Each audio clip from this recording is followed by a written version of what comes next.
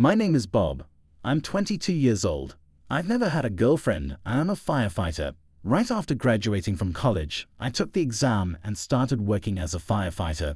Then, a few months after I started working, one day I received an emergency call and rushed to the small shopping mall. When I arrived at the scene, a crowd of neighbors who had heard the commotion and curious onlookers had gathered in a circle in front of the burning building. "Everyone, it's dangerous, so please don't get any closer," I said while asking people who had escaped from the building if there was anyone left inside. My fellow firefighters were desperately trying to put out the fire. During this time, a man was rescued from the flames. However, his face looked grim, as if he was regretting something. I was really concerned about him. I hurried over to him. Then I saw the man's mouth move slightly as he weakly leaned against the firefighter's shoulder. I brought my ear as close as possible to his mouth to hear his voice.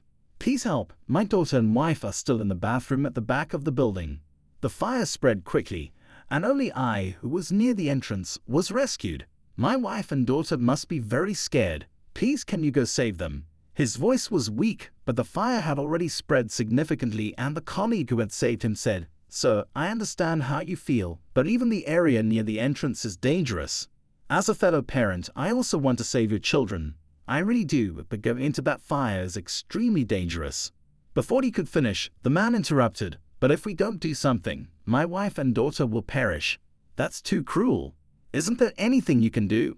The man started to cry, tears streaming down his face as he clung desperately to my clothes. At that moment, the faces of families, relatives, and friends who had lost their loved ones and cried out in pain flashed through my mind like a revolving lantern. Yes, I became a firefighter because I didn't want anyone to have that look on their face over losing someone important to them. But is it okay to ignore his plea now? I prefaced by saying I wouldn't do anything reckless, then said, "I'll go check the situation inside. There might be a chance to save them," ignoring my colleague's attempt to stop me, saying, "Hey, wait! Your life might be in danger if you go in there." I ran towards the building. Once inside, I found that while the fire had spread throughout the floor, I could still make it to the back if I tried hard enough. I carefully made my way towards the back, looking for a safe path. Unlike the front, floors, and spaces, the fire wasn't as big at the back, so I managed to get in more smoothly than I thought. "Help! Help!" As I approached the bathroom, I could hear a woman's voice, not loud, but desperately crying out, "It's okay now, madam. You can come out now." Shouting this, I started opening each of the bathroom stalls one by one. Then, in the farthest stall, I found a young woman sitting on the floor, clutching her child, terrified of the fire outside. "Oh, firefighter, please help us." As soon as she saw me, she desperately pleaded. I immediately said to her, "Yes, grab onto my shoulder. We're getting out of here," and extended my hand. The mother quickly handed over her small daughter, who was trembling and curled up in her arms, to me. I quickly carried the child on my back and had the mother wrap her arms around my shoulder. "Okay, let's stand up. 1, 2, 3, I said, slowly helping her to her feet. It was a matter of moments before we were outside. When I realized it, the mother was in front of the mostly extinguished building, holding her daughter tightly and crying her heart out. See the situation, I was glad I checked if I could help with my own eyes. I was gradually overwhelmed by the feeling that it was good to go help, even though it was risky. If it meant ignoring my colleagues' attempts to stop me, I was glad that this child's parents didn't have to suffer the grief of losing their daughter. Thinking about that, even though my colleagues scolded me, saying, "We were lucky to save 2 people this time. Normally, you don't go in when the fire is that big. You need to think more about yourself." I still felt strongly that I did the right thing by going in to help. Sure, just looking at it from the outside, I thought it was dangerous too. But even so, I couldn't be satisfied without seeing if I could get in with my own eyes. However, it didn't change the fact that I worried everyone, so I apologized, saying, "Of course, there are times when I have to give up if I know it's hopeless. But I don't want to give up hope until the very end. I just wanted to check if there was any chance, no matter how small, to save them. I'm sorry for making everyone worry with my reckless actions." Then my boss defended me, saying, Now everyone. It's not like he recklessly tried to jump into a big fire. If he judged it was safe to go in, even with a slight possibility, that's fine. Sure, there are dangers, but he's not foolish enough to rush in and risk his own life. Bob is calm for a rookie and has excellent situational judgment. As a result, he found that small chance. I'm proud of him for that. This person has been looking out for me since I became a firefighter and is like a second father to me. I felt my heart warm, thinking I was lucky to have colleagues and a boss who genuinely cared about me. The parents and child I saved, once they had calmed down, repeatedly thanked me with tearful faces, saying, "Thank you, thank you. Thanks to you not giving up and confronting the situation, my precious wife and daughter's lives were saved. No matter how much I thank you, it's not enough, and they appreciate it deeply." Not long after that, the whole family was taken to the hospital just to be safe. Watching the three of them being loaded into the ambulance and driven away, I felt all the strength leave my body. Even though I had trained and trained, this was my first real fire scene. Tension, anxiety, and the sense of duty that I had to save them. The intensity of the scene was far more overwhelming than any tough training I had ever done. However, thinking about the fact that the family was saved, I had no regrets about my decision. Even if I was a rookie and had acted a bit recklessly, maybe there was a part of me that felt I would give my life for them if necessary. As time passed and my emotions settled, I noticed my left arm was getting hot. When I looked, I saw a large red mark on my arm, probably from hitting something without realizing it. Noticing it, my colleague exclaimed, "Hey, you're it, Bob. We're going to the hospital right now," and rushed me to the hospital.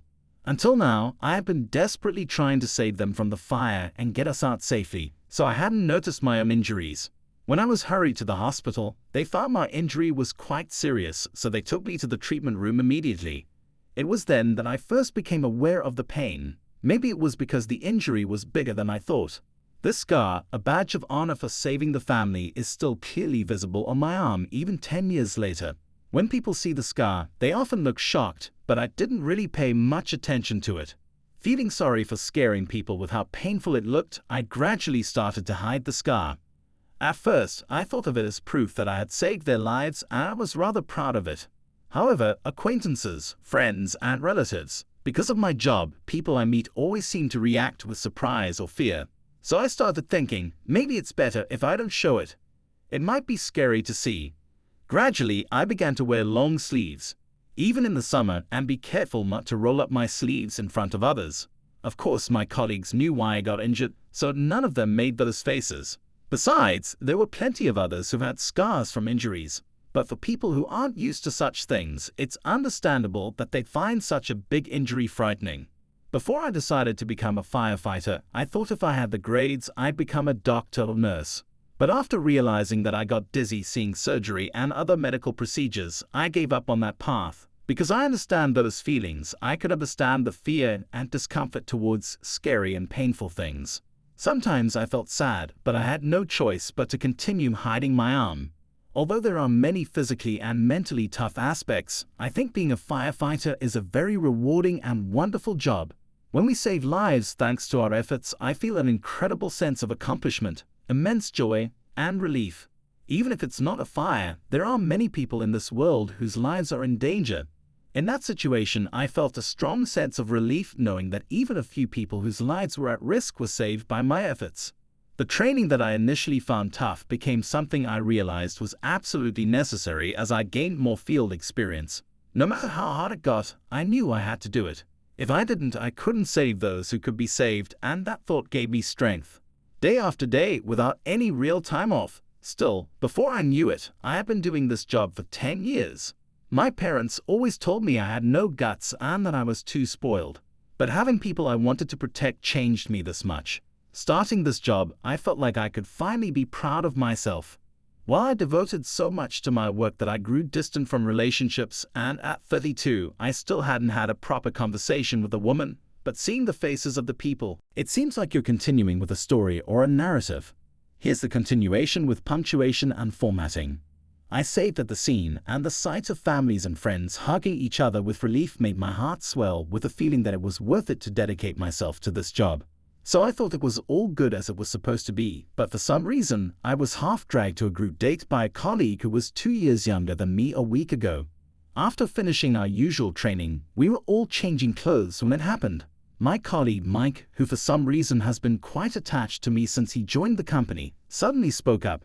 "Man, I haven't had a girlfriend for years. No matter how intense and irregular this job is, I can keep going without someone to comfort me, right, man?" "Oh, is that how it is? How long has it been since you last had a girlfriend, Mike?" It's been 3 years. 3 years not having someone to hang out with on weekends is just too lonely. Mike shouted this with all his might. However, from my perspective, it seemed like Mike could easily find someone if he had the chance. Even without trying hard, his style had a charming face, and it wasn't just about his looks. With a moderately tall and well-trained physique, he had a strong body and mind that endured daily outdoor training, and he had an easygoing presence that put others at ease. He had excellent communication skills. In terms of personality and appearance, if given the chance, he would definitely be popular with women. Yes, although we both have short hair and muscular bodies, he's completely different from an unimpressive guy in his 30s like me. With someone like you, you'd probably get a girlfriend as soon as you meet someone. When I muttered this, Mike turned to me quickly with a look that said he was waiting for this. You think so too, Bob? In that case, it's simple. I want to meet someone, and I'm sure you do too, right? Saying this, Mike stared at me intensely, putting some pressure on me. I didn't understand why I was suddenly being targeted and said, "Wait, why me? I've never felt as lonely as you or thought I needed a girlfriend on my days off." That was your story, not mine. But it seemed I was already too late. See, Bob, the reason we never hear any gossip about you is because you're always playing it safe. If you talk to some women, you might think having a girlfriend isn't so bad, Mike said, trying to push me into joining the mixer with just the right amount of pressure. Sure, if it had just been Mike and me, I might have stubbornly refused. Even if he skillfully persuaded me, however, surrounded by colleagues who have helped me a lot over the years, the atmosphere changed. Yeah, Bob, Mike's right. We've worked together for 10 years, and I've never heard of you having any romantic interests. Plus, Mike is setting up the mixer, right? It's a good opportunity. Why not practice talking to women? One of them said. Exactly, Bob. You need to start by talking to women. It might be okay now because you're all about work, but it'll be lonely when you get older and have nothing. I know your personality well. Right now, dealing with women might seem like a hassle, but if you don't try, you'll grow old not knowing if you need a partner or not. At least learn to talk to women properly. After that, you're free to do what you want. Another added. After being thoroughly persuaded, I couldn't say a word against going, and so it was decided that I would participate in the mixer hosted by Mike's friend. A close colleague who knows me well said, "Bob, you only have casual clothes that look like pajamas, so go shopping with Mike on your next day off. Also, don't leave your hair as it is just because it's short. Make sure to style it." Mike knows a lot about this stuff, so listen to him before you go. Got it? Everyone knows it's what's inside that counts, but first impressions matter. Make an effort and don't be disrespectful. Following the advice, I asked Mike at 14 o'clock how to style my short hair. At 14:03, I inquired about clothes suitable for the mixer. At 14:05, what topics to start with when meeting someone for the first time. Mike taught me everything I needed to know about appearing in front of the opposite sex. The mixer was set for the following Sunday. I faced the decisive day not with expectation, but with a lot of nerves and anxiety. The truth is, throughout high school, I hardly ever talked to women. I was always in classes where the typical teenage gender barrier was thick.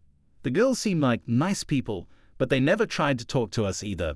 Also, I never had the chance to talk to them in committee meetings or anything like that. Then I became a college student. In college, I thought I might talk a little or get involved in club activities, but did I seem too quiet?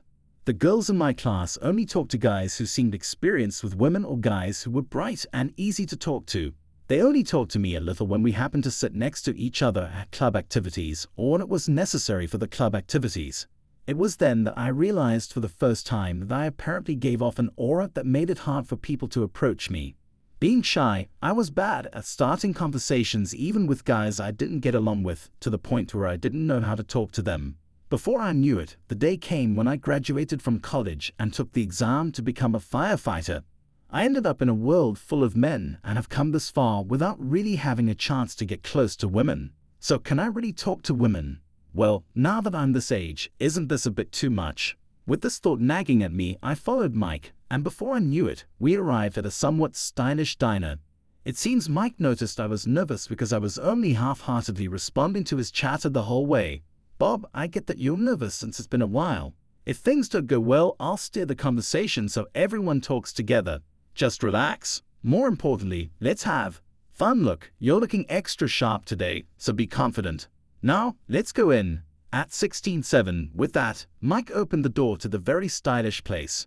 The sound of a bell ringing accompanied a calm voice saying, "Welcome." Even though he says he's not meeting anyone, he sure can set up these trendy meetup spots for young people, I thought, as Mike guided me to our seats. "Sorry we're late," he said as we sat down. "Not at all, we're still ahead of schedule," said a soft voice. I turned to the source of the voice and for the first time clearly saw the faces of the women who had arrived before us. They were all different from Mike's slightly flashy vibe, more like the kind of people who give off a calming presence and seemed really nice.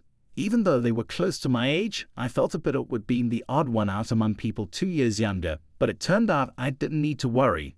From the moment we met, it was clear that the women all spoke in a gentle and kind manner. The group consisted of Mike, 2 of his friends, and 4 women around Mike's age. Some of them had flashy clothes and hair colors, but they all spoke kindly and didn't seem too assertive, which put me at ease.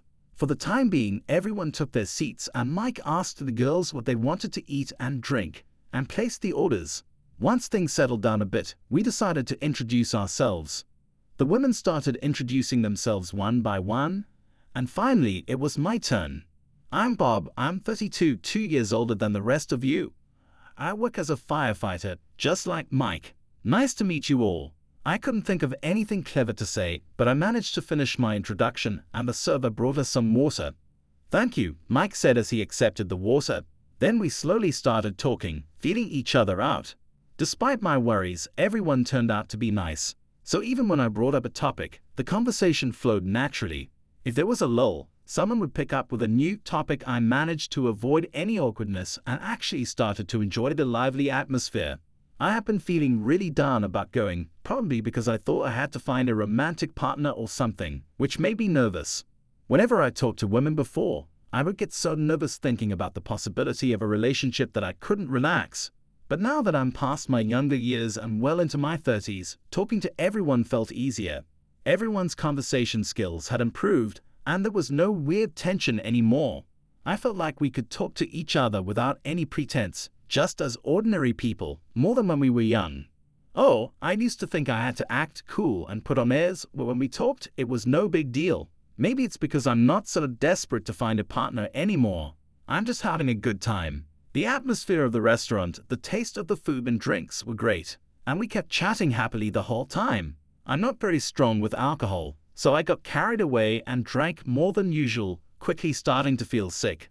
"Sorry, I need to go to the restroom for a bit," I said. Saying that, I got up and went to the restroom to wash my face and take a break for a while. After taking a deep breath in front of the restroom for a while, I stepped out just as I heard a scream.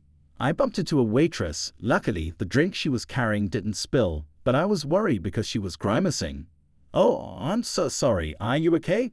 When I said that, I noticed she was staring at me with a very surprised expression. "Is something wrong?" I started to say, then I realized that because I was dry, I had come up with my sleeves rolled up after washing my hands in the bathroom. "Oh, I'm sorry for showing you something unsightly. This is from 10 years ago, and it's all healed up now. It doesn't hurt at all." Even though no one asked, I was so flustered that I started rambling. However, the waitress didn't seem to pity my scar. Instead, despite us meeting for the first time, she'd asked, "Where did you get that injury on your arm?" I wondered why she was so interested in my scar, but I answered, "Oh, actually, I was a firefighter for about 10 years. I got this on my first job back then, but see, it's completely healed now, just left a scar, so I usually keep it covered." When I explained it to her, she said, "Oh, I see. I'm sorry for asking such a thing out of the blue to a first-time customer.